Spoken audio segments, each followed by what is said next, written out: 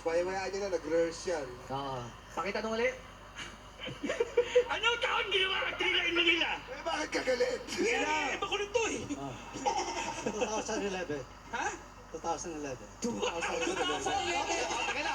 Sagot nila. 2011. Oo. Tingnan natin Oo. muna.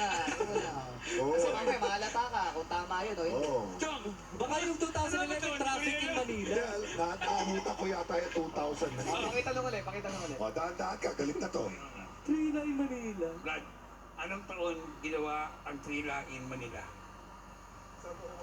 Oh, nakahood. Nakahood siya. Nakahood. Pakita mo. Teka, ano ba tinanggal? Wig? Headset yun. Ganun eh, pag ganun eh. Pag ano.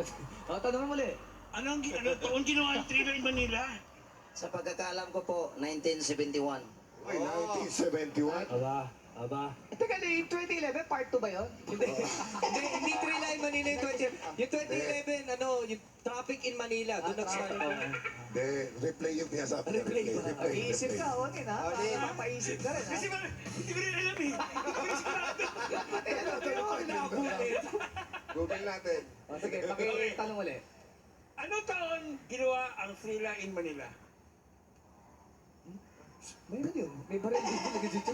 May speaker. Ano ba yung headset mo nandito galing? Ayan. 1971. 1971.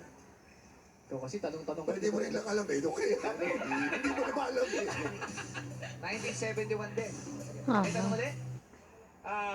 Anong taon ginawa ang Trila in Manila? Pagkakaalam ko, 1971. Oh, Magkakaalam na 1971. 1971. Ha? Saan ba yan? Dito ba yan? Nililito ko lang. Oh, dito tayo, Onin. 1971 yung tatlo, yung isa 2011. Parang Alam ko yung sagot. Parang obvious na obvious alam nito eh.